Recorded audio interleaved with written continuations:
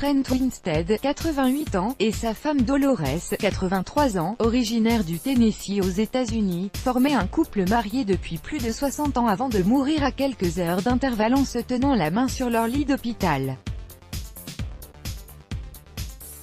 Initialement, Trent était hospitalisé pour insuffisance rénale et Dolores, qui se portait bien, était à son chevet pour prendre soin de lui, mais le destin en a décidé autrement. Quelques semaines avant leur 64e anniversaire de mariage, Trent et Dolores décèdent respectivement à l'âge de 88 et 83 ans.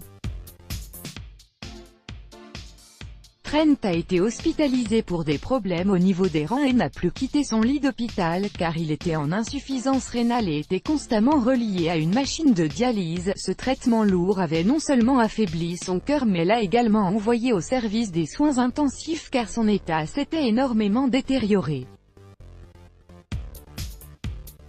En parallèle, Dolores, qui se portait plutôt bien au moment où son mari Trent est entré à l'hôpital, s'est mise à vomir subitement et à souffrir de douloureux maux de tête peu de temps après qu'il ait été admis en soins intensifs. À la suite de ces symptômes, Dolores a été prise en charge par un des médecins de l'hôpital qui lui a diagnostiqué un anévrisme cérébral à un stade avancé. Elle a tout de suite été mise sous respirateur.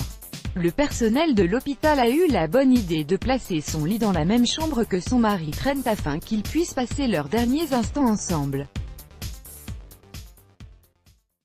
Dans une photo, on peut apercevoir Trent se pencher vers sa femme mourante et lui tenir la main 2 jours avant qu'elle ne décède.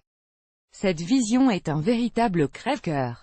Leur fille Cheryl est persuadée qu'après le décès de sa mère, son père Trent ne voulait plus vivre. Il ne pouvait plus supporter l'absence de Dolores et selon elle, il s'est laissé mourir. Ils se sont sentis totalement impuissants face à cet homme désarmé et ont dû le voir mourir. Elle est convaincue que malgré le fait que son père était un octogénaire malade qui souffrait de graves problèmes de santé, il était en fait mort car il avait le cœur brisé. Le fait de voir sa femme mourir à ses côtés l'a littéralement tué.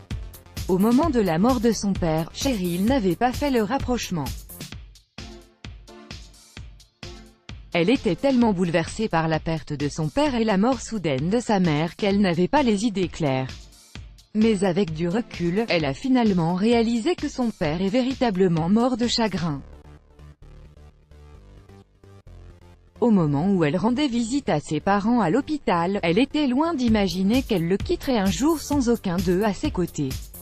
Le couple s'était rencontré dans les années 50 et les 2 tourtereaux ne se sont jamais quittés depuis. Lorsque Trent a dû partir combattre au front durant la guerre de Corée, ils n'ont pas baissé les bras pour autant et ont bravé la distance en s'écrivant des lettres durant toute la période où ils étaient séparés. C'est à ce moment-là que Trent a su que Dolores était la femme de sa vie et qu'il voulait vieillir à ses côtés. À la fin de la guerre, dès qu'il a foulé le sol américain et a revu Dolores, il l'a demandée en mariage. C'était le début d'une longue vie à deux.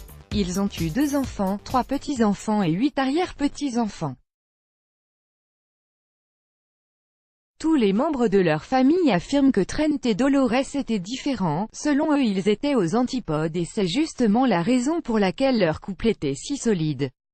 Ils étaient complémentaires et ont su faire de leurs différences une force pour avancer main dans la main et rester ensemble jusqu'au bout.